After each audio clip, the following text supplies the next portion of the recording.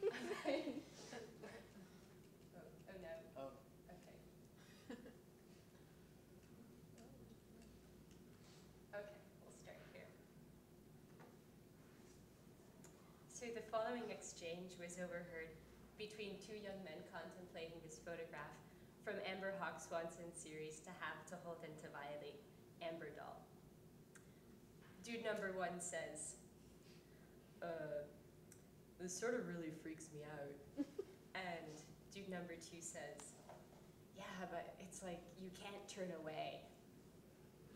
So I relay this conversation between dudes number one and two, not with disdain but admiration, for they've managed to distill into concise layperson's terms what has taken me dozens of jargon-laden pages to say.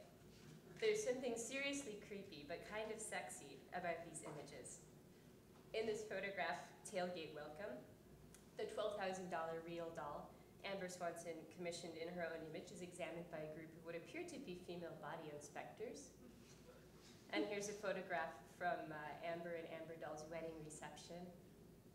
And here's an installation view from the project's climax, a solo show and open casket funeral at Locust Projects in Miami. Carrie Schneider's work has the same disconcerting appeal and, like Swanson's, appears to perplex its audience. The press release from Schneider's 2009 12x12 exhibit at the MCA described the work as quietly mysterious and anxiety-producing. And Badette Sports Claudine Isay calls the images haunting, creepy, and hallucinatory in their resonance. Very creepy, you can see. So beneath this fog of consternation, Schneider and Swanson both produce photographs and videos whose cryptic narratives are consistently organized around the artist's own eroticized bodies. Nonetheless, their confounded audiences avert their eyes, uninterested in investigating the work's potentially contentious engagement with feminist traditions of self-representation and parody. Directing the gaze back to these artists' marked femininity and analyzing its deployment through parodic strategies, I'll evaluate Schneider and Swanson's feminism against the established notions of feminist parody that have conditioned artistic production and reception for the past 50 years. While feminist artists such as Cindy Sherman, Martha Rossler, Annie Sprinkle, and Hannah Wilkie certainly provide a precedent for Schneider and Swanson, their precedent is one dependent on ironic tactics designed to distinguish feminist perspectives, the feminist perspectives this work argues, from the problematic feminine identities its creators perform. Declining to issue such signals or inscribe their own identities within an established vernacular of feminist critique, Swanson and Schneider perform female identities that expand the boundaries of established feminist performance, presenting the feminist artist as one who neither concedes that her femininity is a construct imposed by cultural conventions, nor suppresses the impact gender and sexuality have on her practice. Swanson and Schneider deploy parody and self-representation as strategies that necessitate an embodiment of the problematic indicators of femininity. If Swanson wants to examine Girls Gone Wild through parody, she has to show us Girls Gone Wild. And then somehow she has to communicate that this is not good, sexy fun.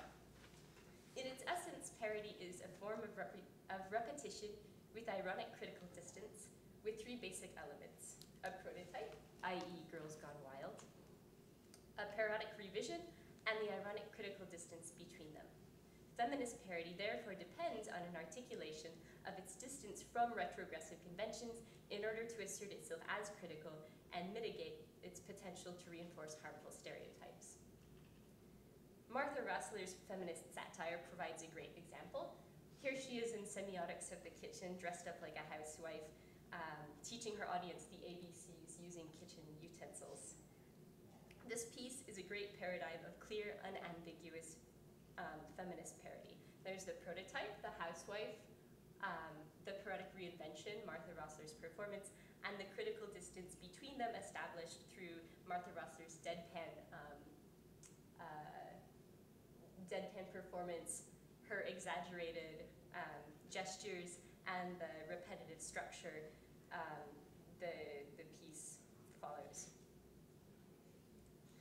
The requisite presence of the prototype makes parody a problematic tool for feminists by implicitly perpetuating the proliferation of naked ladies.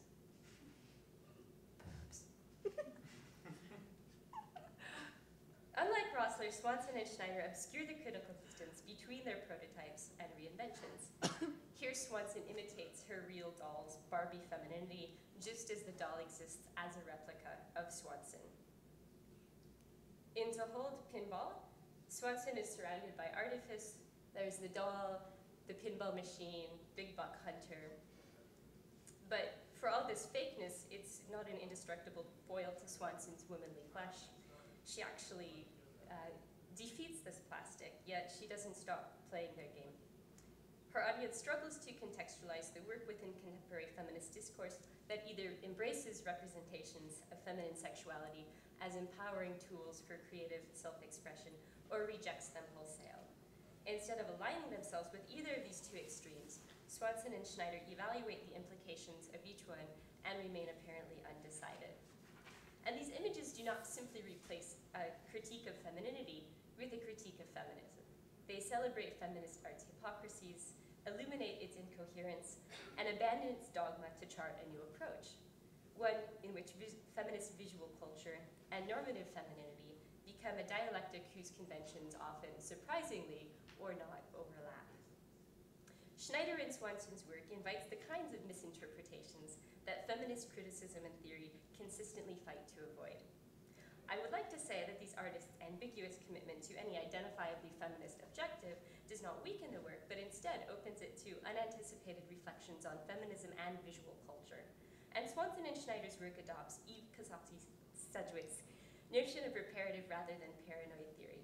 Sedgwick examines the relationships between epistemological strategies dominating postmodern queer and gender theory and the particular kinds of affects these strategies are equipped to locate. The characteristics Sedgwick attributes to paranoid theory, it's anticipatory, reflective and mimetic, negative, and obsessed with exposure, consistently spiral through feminist critique of representation and are exemplified by feminist art and criticism that together toil to ensure that feminist parody's unfortunate obligation to embody that which must be disavowed will not be misconstrued as an affirmation, no matter how slight, of the retrogressive beliefs feminism aims to protest. The relationship between feminist theory and practice has traditionally been, like Sedgwick's paranoid theory, reflexive and mimetic.